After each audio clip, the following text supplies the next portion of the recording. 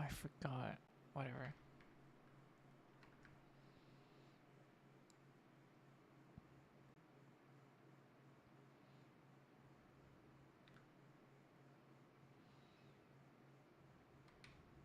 Um, I spent. I got a little bit.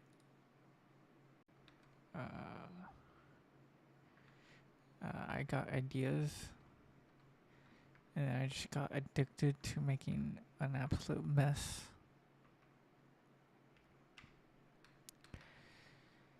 So I got a couple of files here. Um,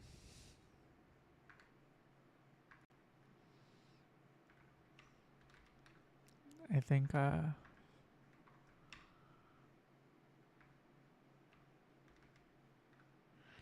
this is where it was. So then I created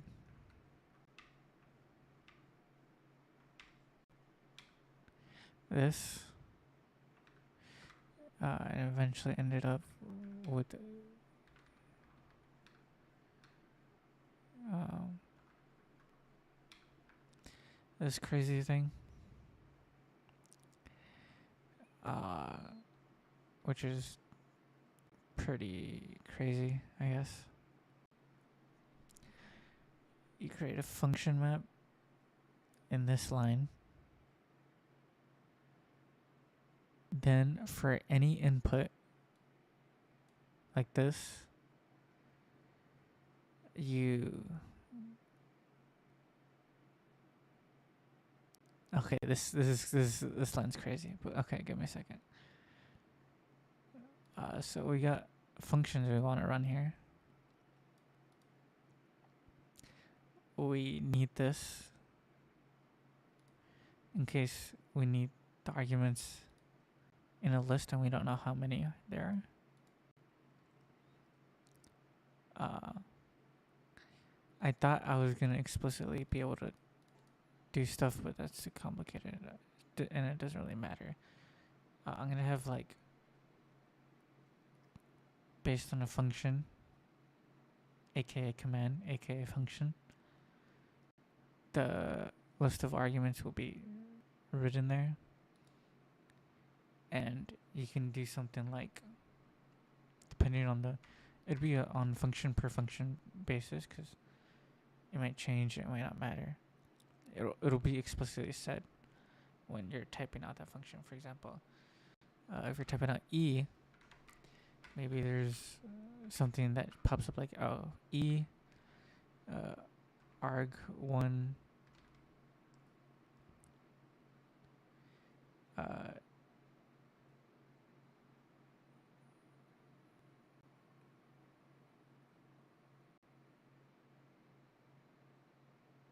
maybe like x values.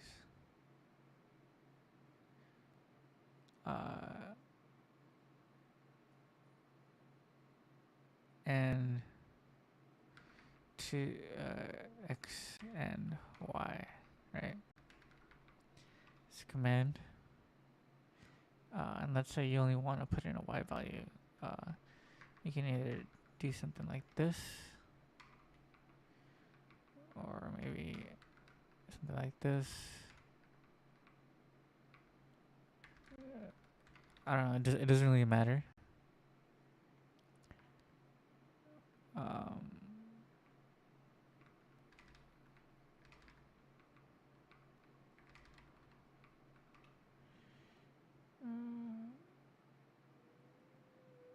there will be more information like int and maybe pass.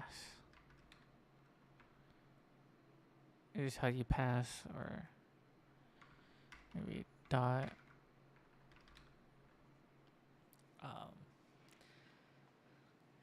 There might be defaults. There might be like underscore, or just underscore. And if it's underscore, or if it's underscore, yeah, something like this. Or if it's just underscore, it'll do like a match case for all of these. So I'll check if it's pass, if it's dot, if it's question mark, if it's this, you know. But so right here, we start right here. So first we split this command by semicolons because this is handling multiple commands. We split the commands into semicolons. So you end up with 1, 2. This one gets rid of later. 3, 4, 5, 6. And what we do is we strip all those of white space. So ahead and behind. Reminder, our strip is just, I think it's leading.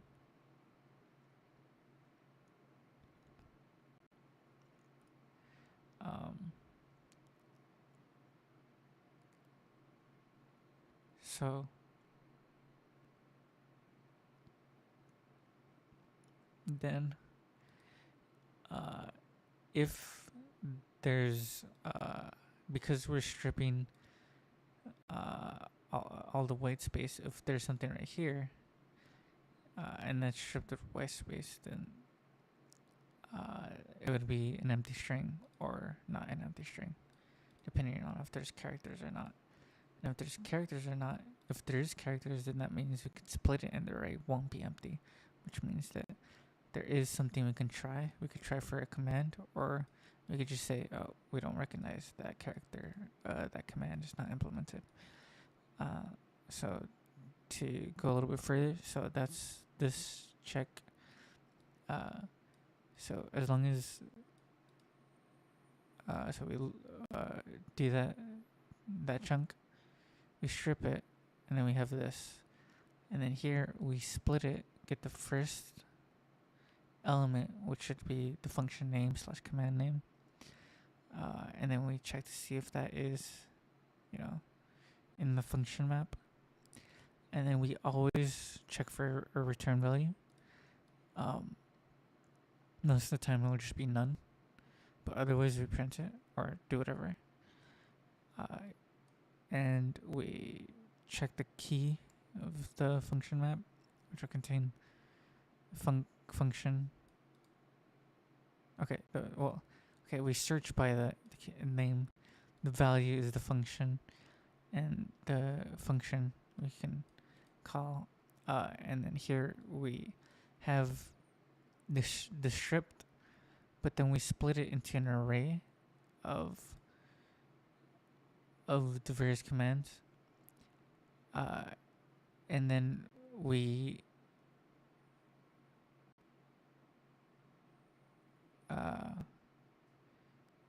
with that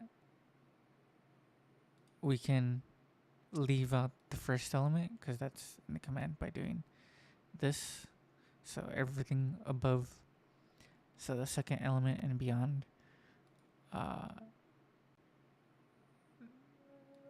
we now have, is it a joined array?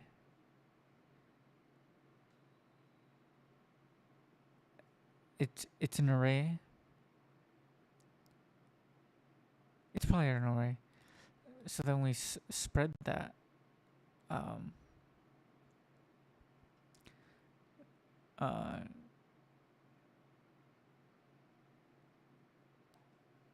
So we get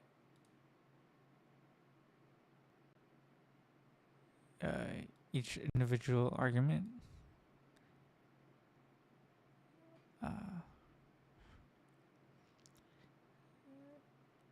And for example, we do the reverse of this by taking the rest of the spread and then turning it into a list.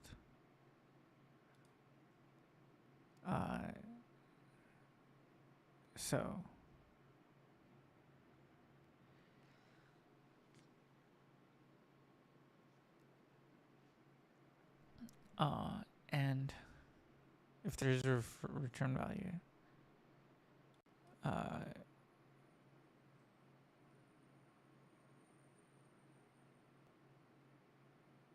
then you know.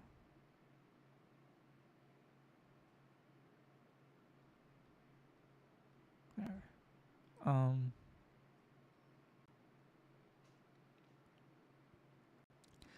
So we basically have multiple commands that can run functions, etc. One after the other.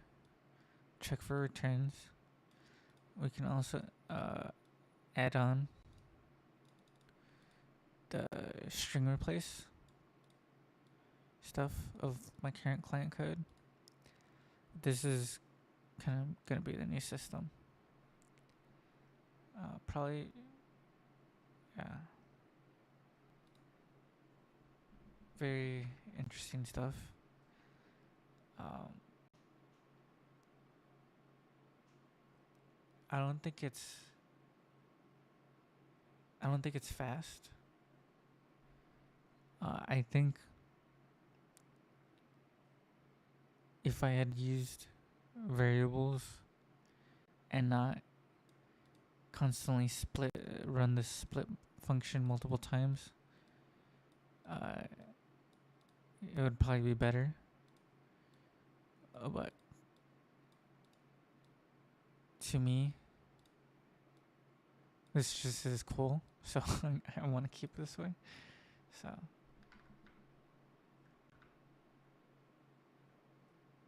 we can get.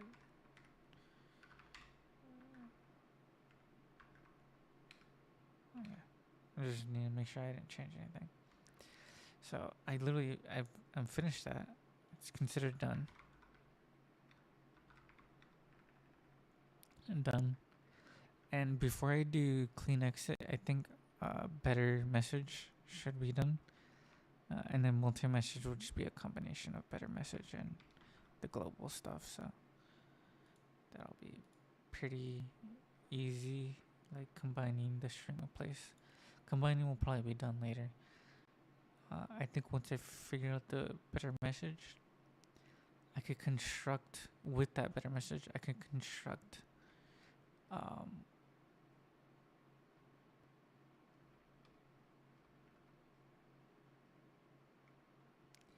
I can construct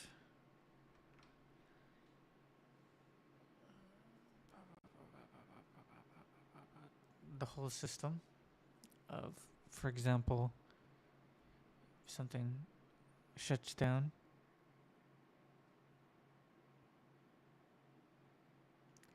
then the script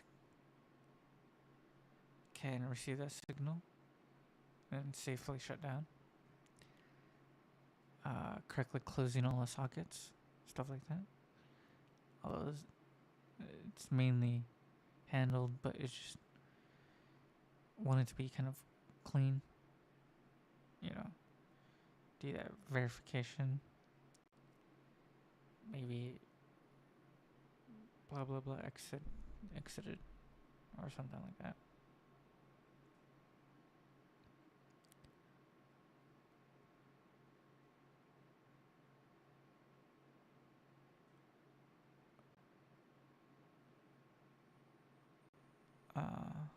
You know, I need to really modularize.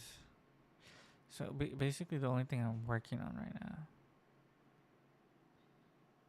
is sending and receiving a message and making sure that's as more robust than I currently have it. This is like this right here is like the bare minimum, where it is better than just send all receiving.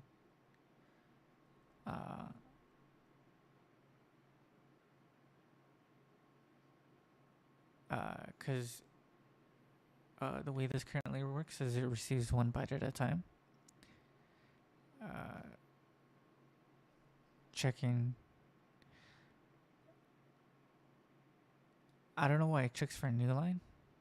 To me, there's no new line in here, but for some reason,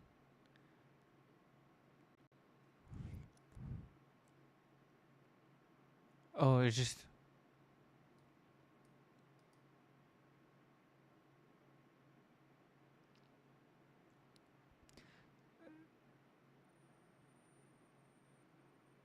So okay, so basically we send the first stuff.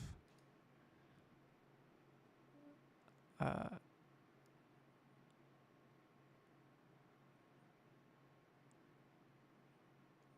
where we receive. Uh, we receive.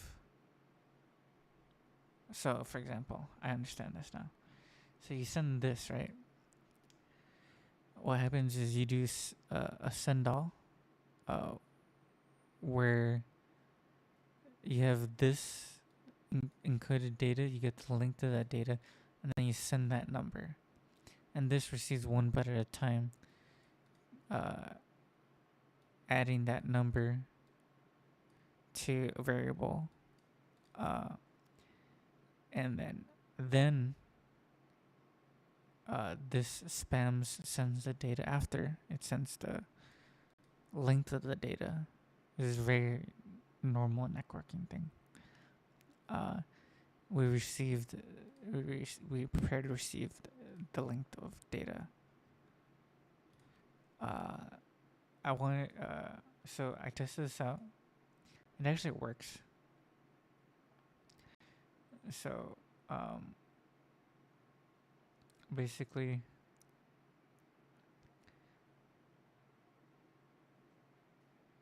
this is a server.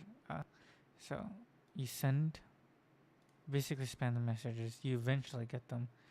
Takes a bit for the server, and also receiving stuff when it comes to the client is on a different process. So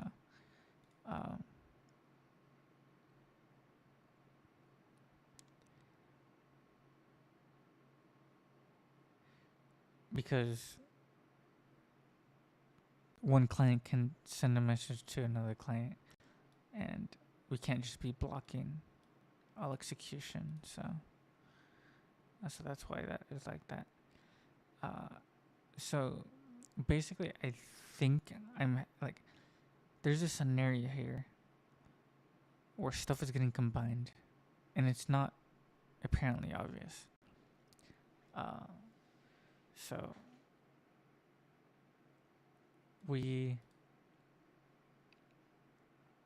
the server seems to get each individual thing pretty cleanly. So we receive it, and then we notify the client that we received it. We receive it and notify the client, etc., etc., etc. And then even the delayed ones work fine. But I guess the one after the other is the part that is more likely to mess up. Basically, what I expected to happen is maybe one of these receives would receive 2 cents. So this would be like received this is instead of this, but it received this, which is correct. So basically,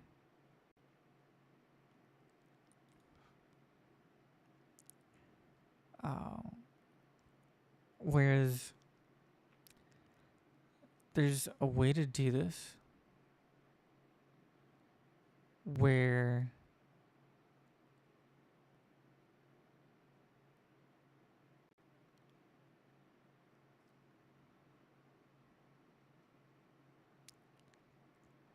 with sure. So okay, I have to understand this now. Okay, so I might not be able to understand it in time. I'll try my hardest, but it's basically a little bit more advanced. I think it has to do with chunking. It's mainly more more optimized for file transfers, but like this can be used to send a file, right? Because it can send a message, it can send anything, right? It's just sending data. But basically, what will happen is you prepare the server to receive a file. It goes, okay, hey, I'm gonna receive the file, and then I noticed stuff happening where maybe the data was there or not there, or somewhere like there's extra data, or the command got all wonky or something like that. Like the command, there's extra data in the command, stuff like that. So then structs was the way to go with that. And when I first thought of this better message thing, I thought, okay, we're just gonna, since structs is more like robust, then that'll more likely be the thing, right? But I think for this setup, there might need to be like a third communication method, and structs will be fine. That'll be fine. Also,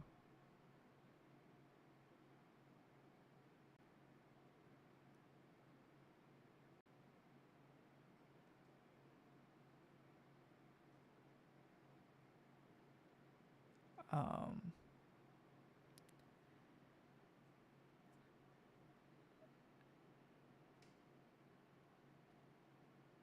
I don't know. Okay, whatever.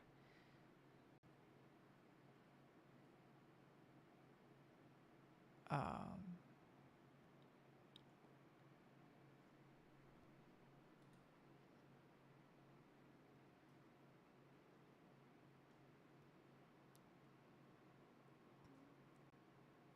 I think there should be rsync stuff.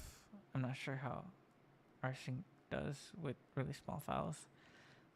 I think small single files. I think like starting up the SSH connection and all that will just be way slower than this. Something along the lines of this. Um,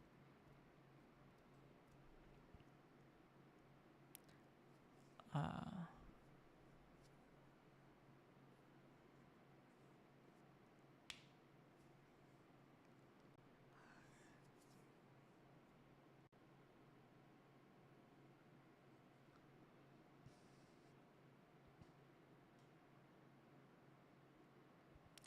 okay, let me try to understand it again. So function, we pass in the socket and for length data for. So this is so data is a byte array.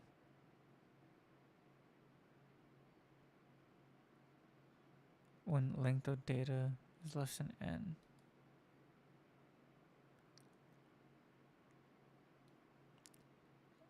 we received n minus length data. If not, oh my god, this is my brain, dude. This is nuts. This is kind of nuts. This is nuts. If not packet, return extend packet,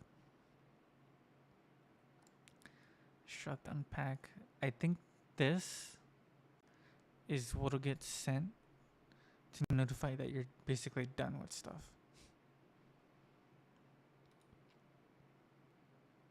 Right? Like this can be anything, I think.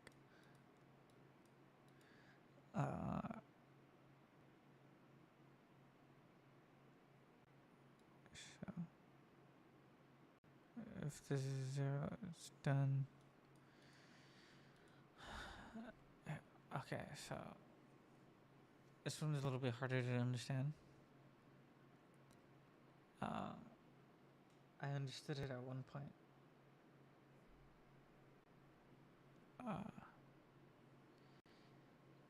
So I think I might have to like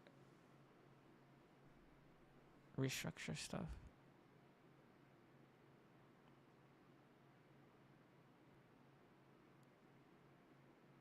So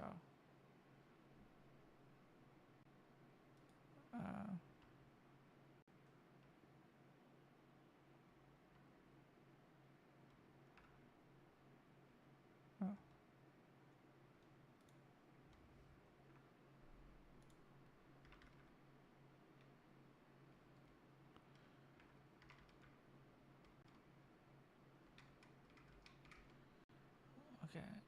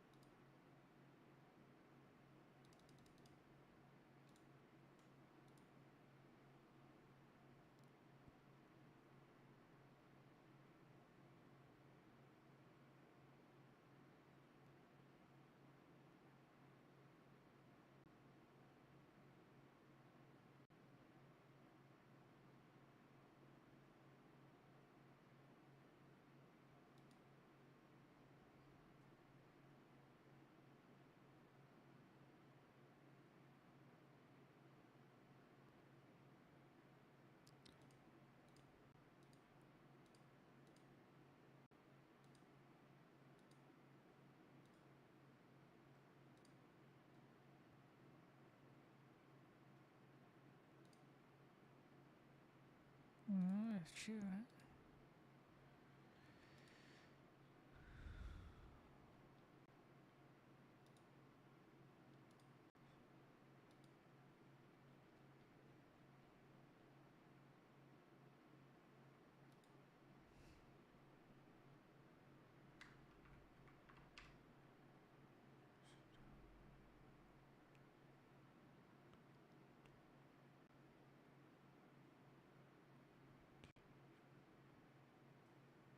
Dang, we're not even close. But we're also not doing big bear shreds.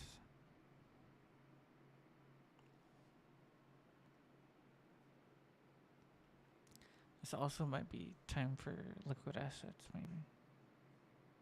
Depending on what I'm. Yeah, because I'm doing Keeper of the Conservatory. Liquid assets might be the route here. Doing both of these at the same time.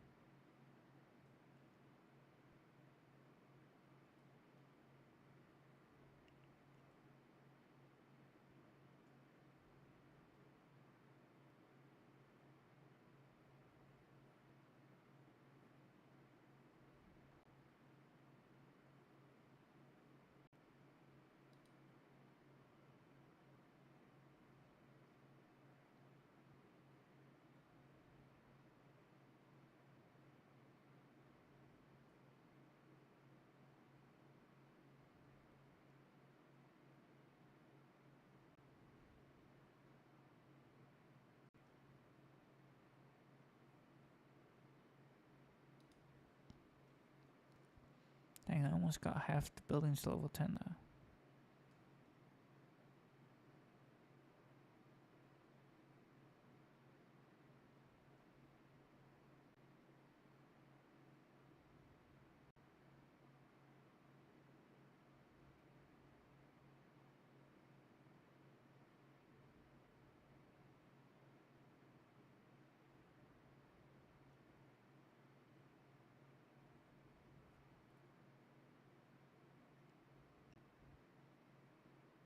Actually, upgrading this to level 10 might actually not be so bad.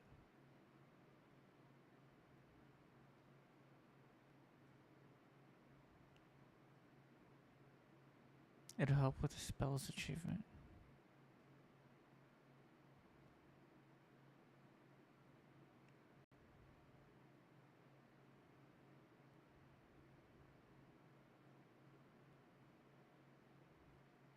Of course, selling Wizard Towers is way more beneficial.